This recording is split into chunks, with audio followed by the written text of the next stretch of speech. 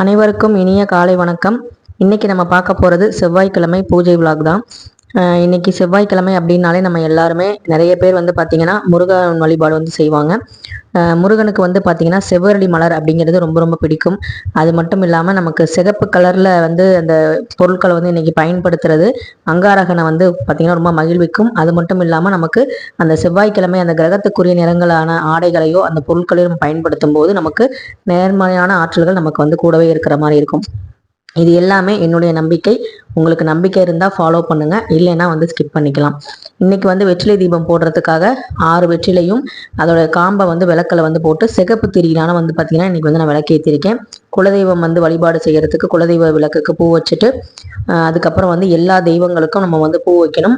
பூஜை அப்படின்னாலே பூவும் ஜலமும் கண்டிப்பா இருக்கணும். அந்த பூவும் நீரும் இல்லை அப்படின்னா அந்த பூஜை வந்து முழுமை அடையாது. அதே மாதிரி மணி ஓசை அப்படிங்கிறது நம்ம கொடுக்கறது ரொம்ப ரொம்ப நல்லது. இன்னைக்கு முருகனுக்கு வந்து பாத்தீங்கன்னா நான் வந்து பாலாபிஷேகம் வந்து பண்ணியிருந்தேன். பங்குனி மாதம் அப்படின்னாலே நமக்கு ஞாபகம் வர்றது பங்குனி உத்திரம் தான். ஸோ முருகனுக்கு உகந்த இந்த மாதத்தில் நிறைய தெய்வங்களுக்கு கல்யாணமானதும் இந்த பங்குனி உத்திரத்தன்னைக்கு தான். ஸோ அதெல்லாம் வந்து பார்த்தீங்கன்னா நம்ம அடுத்தடுத்த வீடியோவில் பார்க்கலாம். இன்னைக்கு வந்து செவ்வாய்க்கிழமை நான் வந்த வழிபாடை வந்து பார்த்துடலாம். இந்த மாட தீபம் பற்றி நான் வந்து மாடம் வாங்கினதை வந்து காமிச்சிருந்தேன் ஒரு ஷார்ட்ஸில். அதை பார்த்துட்டு நிறைய பேர் லிங்க் கேட்டிருந்தீங்க, அவங்களுக்குலாம் நான் அனுப்பிட்டேன். வேணுங்கிறவங்க வாங்கிக்கோங்க, அமேசானில் தான் நான் வாங்கினேன். ஸோ இந்த ஒரு சில சகோதரிகள் வந்து கேட்டிருந்தாங்க 2 சைடும் ஏற்றணும், செய்வதை வந்து திருந்த செய்யுங்கன்னு சொல்லியிருந்தீங்க. உங்கள் அட்வைஸுக்கு ரொம்ப நன்றி. ஆனால் இடம் இருந்தால் நானே செஞ்சுருப்பேன். இவ்வளோ தூரம் நான் சொல்கிறேன், எனக்கு இடம் இருந்தால் நானே வந்து 2 மாடம் வந்து வாங்கி செஞ்சுருக்க மாட்டேனா. எனக்கு வந்து இட வசதி இல்லை. அதனால இந்த மாடத்தில் குபேர விளக்கு இல்லைனா 2 தீபம் வந்து ஏற்றலாம்னு சொல்லி தான் நான் வாங்கியிருந்தேன். வந்து கீழே வந்து இந்த தீபத்தை நிலைவாசலில் தீபத்தை வந்து ஏற்றிருந்தேன். அது மாதிரி ஏற்றக்கூடாதுன்னு நான் ஏற்றிட்டே தான் உங்களுக்கு சொன்னேன். இது மாதிரி வந்து நீங்கள் வந்து ஏற்றாதீங்க, உங்களுக்கு வசதி இருந்தால் நீங்கள் மேலே தான் ஏற்றணும் அப்படின்னு சொல்லியிருந்தேன். ஸோ அது வந்து பார்த்தீங்கன்னா நமக்கு அதான் வந்து அந்த காலத்துலேருந்து முன்னோர்கள் சொன்னது. மாட தீபம் அப்படின்னாலே மேலே தான் வந்து ஏற்றணும், அதான் வந்து நல்லது. ஆனால் நமக்கு வசதி இல்லாதனால மாடம் புள்ளிலாம் இப்போ வைக்க முடியாதனால ஒரு சில வீடுகளில் அந்த மாதிரி வசதி இருக்காது. இப்போ எனக்கு வந்து தனியாக பூஜை அறை வந்து இருக்குது. இதே மாதிரி தனியாக பூஜை அறை இருந்தால் தான் சாமி வந்து வரம் கொடுக்கும் அப்படின்னு நான் சொன்னால் எப்படி வந்து எல்லாருக்கும் கோபம் வருமோ அதே மாதிரி தானே எனக்கும் வரும். நான் வந்து இடம் இருந்தால் நான் இவ்வளோ தூரம் சொல்கிறேன் அப்படின்னா நானே வந்து அது கடைபிடிக்கணும்னு நினைப்பேன். ஆனால் என்னால் முடிஞ்ச அளவுக்கு அது வந்து நான் வந்து ஓரளவு வந்து கீழே ஏற்றுறதுலேருந்து இப்போ கொஞ்சம் மேலே ஏற்றிருக்கேன். நான் வந்து வீடு கட்டும் போதே சொன்னேன், எனக்கு மாடக்குழியோட வந்து தீபம் வந்து ஏற்றுற மாதிரி வைங்கன்னு சொன்னேன். ஆனால் நாங்கள் கட்டின வீட்டு டிசைனுக்கு அது மாதிரி வைக்க முடியல. போர்ட்டிக்கோ வேற அந்த பக்கத்தில் இருக்குங்கனால இந்த சைடு நம்ம உள்ள நுழையும் போது லெஃப்ட் சைடில் வந்து பார்த்தீங்கன்னா எனக்கு கரெக்டாக வந்து இருந்துச்சு நிலை வாசல். அந்த நிலை வந்து பார்த்தீங்கன்னா கரெக்டாக இருக்குது. அதில் வந்து எதுவுமே நான் வந்து செட் பண்ண முடியாது. அதனால தான் வந்து பார்த்தீங்கன்னா நான் மாட தீபத்தை ஒரே மாடமாக வச்சு 2 தீபம் இல்லைனா குபேர தீபம் வந்து ஏற்றிக்கிட்டு இருக்கேன்.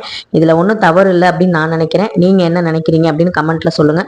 அவங்கவுங்க வீட்டுக்கு ஏற்ற மாதிரி தான் அந்தந்த அமைப்புகள் வந்து இருக்கிறதுக்கு ஏற்ற மாதிரி நம்ம வந்து நம்மளுடைய வழிபாடுகளை வந்து செய்யறதும் நம்ம சாமிக்கு வந்து நம்மளால முடிஞ்ச விஷயங்களை செய்யறதும் தான் உண்மையான ஆன்மீகம். இது மாதிரி பண்ணுங்க அப்படின்னு நான் சொன்னால் என் வீடியோவை யாராவது பார்ப்பாங்களா? கண்டிப்பாக வந்து பார்க்க மாட்டாங்க. இந்த மாதிரி பரிகாரம் சொல்றது, ஜாதகம் பார்க்கறது, இந்த மாதிரி வந்து நிறைய விஷயங்கள் வந்து இந்த மாதிரி செஞ்சாதான் உங்களுக்கு நல்லது நடக்கும், இந்த பொருளை வாங்கி வைங்க அப்படின்னு நான் எந்த வீடியோலும் சொல்ல மாட்டேன். அது சொல்லவும் கூடாது. அது அவங்களுடைய வசதியை பொறுத்து அவங்களுக்கு இறைவன் எந்த மாதிரி விஷயங்கள் வந்து கொடுத்துருக்காங்களோ அதுக்கேற்ற மாதிரி அவங்க வந்து வழிபாடு செஞ்சுக்குவாங்க. ஒரு சிலர் வீட்டில் வந்து பார்த்தீங்கன்னா குட்டியாக ஷெல்ஃபு தான் இருக்கும், ஒரே ஒரு ஷெல்ஃபு தான் இருக்கும். அதில் வந்து பார்த்தீங்கன்னா அந்த 5 தெய்வங்கள் உரிய ஃபோட்டோ மட்டும்தான் வச்சுருப்பாங்க. வேற எதுவுமே அவங்களால வழிபாடு செய்ய முடியாது. அவங்கள்ட்ட போய் நீங்கள் விக்கிரகம் வாங்கி வைங்க, சிலை வச்சாதான் நல்லது, வேல் வழிபாடு செஞ்சாதான் ரொம்ப நல்லது அப்படின்னு நம்ம சொன்னோம்னா அது வந்து அவங்களுக்கு எவ்வளோ மனசு கஷ்டமாகும்.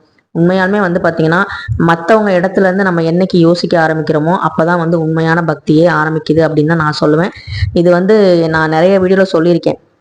அதனால தான் வந்து பார்த்தீங்கன்னா யாராவது வந்து கமெண்ட்டில் கூட வந்து கேட்கும்போது இந்த மாதிரி எனக்கு இல்லை என்ன பண்ணுறது அப்படின்னா, உங்களுக்கு எப்படி வசதியாக இருக்கோ அப்படி நீங்கள் செய்யுங்க சகோதரி. உங்களால் இந்த நேரத்தில் எந்திரிக்க முடியுதா அப்போ நீங்கள் எந்திரிச்சு வழிபாடு செய்யுங்க. இல்லை உங்களால் வந்து காலையில் செய்ய முடியலையா மாலையில் செய்யுங்க, அப்படி தான் நான் சொல்லுவேன். ஏன்னா அவங்களுடைய வீட்டு சூழ்நிலை, அவங்க வீட்டு உறுப்பினர்கள் எப்படி வேலைக்கு போகிறாங்க, அவங்க பிள்ளைங்க வந்து எப்படி ஸ்கூலுக்கு அனுப்புகிறாங்க, அவங்களுடைய சுச்சுவேஷன் என்ன, அவங்களும் வேலைக்கு போகிற மாதிரி இருக்கும். ஸோ இந்த மாதிரி சூழ்நிலைகளை மனசில் நம்ம வச்சுக்கிட்டு இந்த மாதிரி வந்து நம்ம வழிபாடுகளை வந்து மாற்றிக்கிறது ஒன்றும் தவறு இல்லை. இது வந்து உண்மையான பக்குவம் எப்போ வரும் அப்படின்னா நம்ம இடத்துக்கு தகுந்த மாதிரி நம்மளுடைய சூழ்நிலைகளுக்கு ஏற்ற மாதிரி நம்ம மனசையும் நம்மளுடைய செயல்பாடுகளையும் மாற்றிக்கிட்டு அந்த இடத்துல நம்மளால வந்து பிரச்சனை வராத அளவுக்கு ஓரளவு நம்ம வந்து மேனேஜ் பண்ணி கொண்டு போனாலே இறைவனோட ஆசீர்வாதம் நமக்கு பரிபூர்ணமாக கிடைக்கும். கீழே இருந்த நிலை தீபத்தை ஓரளவு வந்து மேலே வந்து ஏற்றுறதுக்கு இப்போதான் முயற்சி பண்ணியிருக்கேன். இதை விட சின்ன மாடமாக வந்து பார்த்தேன், கிடைக்கல. அதனால வந்து இதை கிடைச்சது வரைக்கும் நம்ம வந்து யூஸ் பண்ணிக்கலாம்னு சொல்லிட்டு தான் இப்போதைக்கு நான் ஏற்றிருக்கேன். கீழே தீபம் ஏற்றும் போது நிறைய தூசுகள் முடி வந்து பார்த்தீங்கன்னா பார்த்தீங்கன்னா பறந்து வந்து சில சமயம் வந்து அந்த விளக்கில் வந்து இருக்கும். அதெல்லாம் பார்க்கும்போது மனசு கஷ்டமாக இருந்துச்சு. இப்போ அந்த மாதிரி பிரச்சனை இல்லை. அதனால எனக்கு கொஞ்சம் சந்தோஷமாக இருக்குது. ஸோ அதனால் குறை சொல்கிறது அப்படிங்கிறது ஈஸி. ஆனால் மற்றவங்க இடத்துல இருந்து நம்ம பார்க்கும்போது தான் அந்த குறைகள் வந்து அவங்களுக்கு எவ்வளோ வந்து மனசு கஷ்டமாக இருக்கும் அப்படிங்கிறது உணர முடியும். ஸோ எப்போவுமே வந்து பார்த்தீங்கன்னா மற்றவங்க இடத்துல இருந்து கொஞ்சம் யோசிங்க. இந்த இடத்துல நம்ம இருந்தால் நம்ம எப்படி இருப்போம் அப்படிங்கிறத யோசிச்சாலே பாதி பிரச்சனைகள் வராது. அதே மாதிரி வீட்டில் சும்மா தானே இருக்க அப்படிங்கிற மாதிரி சில விஷயங்கள் வந்து பேசுவாங்க. வீட்டில் இருக்க பெண்களை, வேலைக்கு போகிற பெண்களை, இவங்களுக்கு என்ன பேகை மாட்டிட்டு லிப்ஸ்டிக்கை போட்டு போகிறாங்க அப்படின்னு சொல்லுவாங்க. என்ன பண்ணாலும் குறை தான் சொல்ல போகிறாங்க. அந்த குறைகளை வந்து நம்ம வந்து மனசில் எடுத்துக்காம உங்களுக்கு எப்படி வந்து பூஜை பண்ண தோணுதோ அப்படி பண்ணுங்க. நீங்கள் லக்ஷ்மி குபேர பூஜை வியாழக்கிழமை பண்ண முடியல, வெள்ளிக்கிழமை காலையில் பண்ணுங்க, இல்லை வெள்ளிக்கிழமை சாயங்காலம் பண்ணுங்க, இல்லை என்னால் டெய்லி விளக்கேற்ற முடியாது, சரி வெள்ளி செவ்வாயில் ஏற்றுங்க. அது வந்து உங்களுடைய மனசுக்கு ஏற்ற மாதிரி உங்களுடைய விருப்பத்துக்கு ஏற்ற மாதிரி நீங்கள் செய்யுங்க. இந்த பூஜை என்னால் பண்ண முடியலன்னு வருத்தப்படுறதை விட இந்த பூஜை பண்ணாலும் பண்ணாவிட்டாலும் கடவுள் என் கூட இருப்பாரு அப்படிங்கிற மனசுக்கு அந்த நம்பிக்கையை வந்து கொடுங்க. கடவுளோட நம்பிக்கை வந்து அதான் எதிர்பார்க்குறாரு. நம்ம கூடவே மனசுக்குள்ளேயே தான் கடவுள் இருக்காரு. அப்போ டெய்லியுமே நம்ம வந்து உயிரோட இருக்கோம் அப்படிங்கும் போதே கடவுள் நம்ம கூட தான் வந்துகிட்டு இருக்காரு. அதனால வந்து பார்த்தீங்கன்னா அவங்கவுங்க அன்புக்கு ஏற்ற மாதிரியும் அவங்கவுங்க வசதிக்கு ஏற்ற மாதிரியும் அவங்கவுங்க கர்மாவுக்கு ஏற்ற மாதிரியும் அந்த பூஜைகள் வந்து அவங்க பண்றாங்க. அவ்வளவுதான். ஒரு சிலர் வந்து பார்த்தீங்கன்னா ரொம்ப வந்து பார்த்தீங்கன்னா ஒண்ணுமே பண்ண முடியாது. அவங்களால வந்து விளக்கு வாங்க முடியாது, திரி வாங்க முடியாது, எண்ணெய் கூட வாங்க முடியாம இருக்கும். அவங்க கிட்ட போய் நான் இத்தனை 6 தீபம் ஏத்துனாதான் வந்து உங்களுக்கு முருகன் வந்து வழி விடுவாருன்னு சொன்னா அவங்களோட மனசு எப்படி கஷ்டப்படும். அவங்க முருகன் மேல முதல்ல நம்பிக்கை வைப்பாங்களா? நம்பிக்கையை வைக்க மாட்டாங்க. அதனால நம்மளுடைய எளிமையான பூஜையை எந்த இறைவன் ஏத்துக்கிறாங்களோ அவங்க நமக்கு அருள் புரியட்டும் அப்படின்னு சொல்லி சாமி கிட்டேயே வந்து பாத்தீங்கன்னா நேர்மையை கடைபிடிங்க. அந்த சாமியை நம்ம கிட்ட வந்து இறங்கி வந்து எல்லாமே வந்து செய்வாங்க. என்கிட்ட இதான் இருக்கு, என்கிட்ட ஒரு கல்கண்டு தான் இருக்கு, இந்த கல்கண்டை நீ வச்சு இன்னைக்கு சாப்பிடு. நானும் இதான் வந்து எனக்கு வந்து பாத்தீங்கன்னா பெருசா வசதி இல்லை அப்படிங்கிற மாதிரி நீங்க சொல்லிட்டீங்க அப்படின்னா இந்த ஒரு சுச்சுவேஷன்லயும் நமக்கு ஒரு கல்கண்டாவது இந்த பக்தர் வந்து வைக்கிறாங்க அப்படிங்கும்போது கடவுள் வந்து நம்ம சக்கரை பொங்கல் வடை பாயசம் வைக்கிறவங்க வீட்டுக்கு விட நான் இந்த மாதிரி கல்கண்டு வைக்கிறாங்க பார்த்தீங்களா, சின்னதா ஒரு கல்கண்டு வைக்கிறாங்கல்ல, அந்த இயலாமையிலும் முடியாத காலகட்டத்திலையும் இறைவனுக்காக ஒரு கல்கண்டாவது வைக்கிறாங்க இல்லையா, அவங்க வீட்டுக்கு தான் இறைவன் முதல்ல போவாரு. அதை முதல்ல புரிஞ்சுக்கோங்க. அதனால வந்து எப்பவுமே வந்து பார்த்தீங்கன்னா ஒரு பாசிட்டிவ் மைண்டோட பூஜை அறைக்குள்ள போங்க. எப்பவுமே பாசிட்டிவாவே இருங்க. எல்லாமே வந்து இறைவன் வந்து பார்த்துக்குவாங்க. சண்டை போடுங்க, கோவப்படுங்க, அது வந்து இறைவனுக்கும் உங்களுக்கும் உள்ள அந்த உறவு, அந்த பந்தம், அதை வந்து மற்றவங்க கிட்ட வந்து நம்ம வந்து எஸ்டாப்ளிஷ் பண்ணி சொல்லணுங்கிற அவசியம் கிடையாது. அதே மாதிரி ஒரு சகோதரி சொல்லியிருந்தாங்க, ஊரை ஏமாத்தி ஏன் பொழைக்கிற, சிறுவாபுரி முருகன் வந்து வீடு வந்து தான் தரமாட்டாரு அப்படின்னு சொல்லி ஒரு கமெண்ட்ல வந்து இந்த சிறுவாபுரி பதிகம் வந்து போட்டிருந்தேன் இல்லையா, வீடு கட்டும் யோகம் உண்டாகும், அதுல வந்து சொல்லியிருந்தாங்க. அதுல நான் என்ன சொன்னேன், என்ன ஊரை ஏமாத்தினேன் அப்படின்னு தான் உங்கள்கிட்ட இப்படி தான் நான் கேட்டேன். அது இல்லாமல் டி போட்டு பேசினாங்களா, அதனால் நானும் டி போட்டு தான் பேசினேன். ஏன்னா மரியாதை கொடுத்தாதான் மரியாதை கிடைக்கும். அப்போ வந்து பார்த்தீங்கன்னா நான் முகத்தை காட்டி நான் வந்து தைரியமாக வந்து வீடியோ போட்டு நான் பேசுகிறேன். ஆனால் அந்த அம்மா எந்த ஐடியிலேருந்து பேசுது, அது ஆனா பெண்ணான்னு கூட தெரியாது. ஏதோ ஒரு ஐடியிலேருந்து போகிற போக்கில் ஒரு கமெண்ட்டை தட்டி விடுறோம். அவங்களுக்கே அவ்வளோ தைரியம் இருந்தால் முகத்தை காட்டி பேசுகிற எனக்கு எவ்வளோ தைரியம் இருக்குங்கிறது காட்டுறதுக்காக தான் நான் இந்த மாதிரி வந்து சொன்னேன். அது வந்து பார்த்தீங்கன்னா நிறைய பாசிட்டிவ் கமெண்ட் அதில் இருக்கும், ஒரு நெகட்டிவ் கமெண்ட் கூட பெருசாகவே இருக்காது. இந்த அம்மா வந்து ரியல் எஸ்டேட்காரங்க பண்ண வேலை இதெல்லாம் அப்படின்னு சொல்லி ரொம்ப வந்து இதா பேசினாங்க. ரியல் எஸ்டேட்காரங்களுக்கும் சிறுவாபுரி முருகனுக்கும் என்ன டீலிங்னு நமக்கு தெரியாது. ஆனால் வந்து பார்த்தீங்கன்னா அந்த பதிகம் என் கண்ணில் பட்டுச்சு.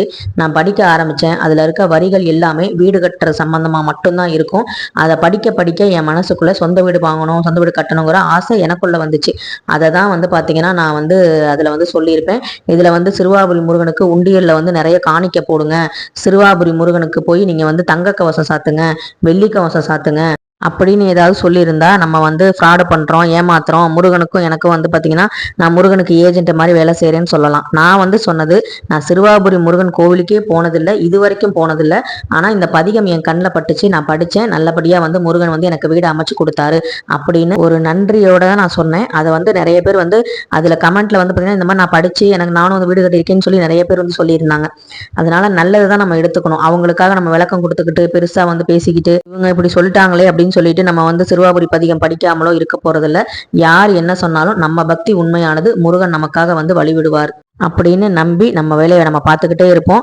நம்ம வேலைக்கான பலன் நிச்சயமா வந்து பார்த்தீங்கன்னா யார் வந்து நம்ம கடமையை வந்து செய்யறத வந்து மறந்தாலும் தெய்வம் வந்து கண்டிப்பா மறக்காது. நம்ம ஏத்துற விளக்குக்கும் நம்ம பண்ற பூஜைக்கும் நிச்சயமா பலன் வந்து கிடைக்கும் அப்படிங்கிறதுல எந்த சந்தேகமும் இல்லை. நாளைக்கு அமாவாசையில நான் செய்யற குலதெய்வ வழிபாடு வரும். குலதெய்வம் பிளேலிஸ்ட்ல வந்து பாருங்க, நான் எப்படி குலதெய்வ பானை விளக்கெல்லாம் ஏத்துறேங்கிறத சொல்லியிருப்பேன். இந்த வீடியோ பிடிச்சிருந்தா லைக் பண்ணுங்க, ஷேர் பண்ணுங்க, மறக்காம சப்ஸ்கிரைப் பண்ணுங்க, கமெண்ட் பண்ணுங்க, கூடவே வந்து ஹைப் பட்டனையும் கிளிக் பண்ணிக்கோங்க. நெக்ஸ்ட் வீடியோல பார்க்கலாம். நன்றி, வணக்கம்.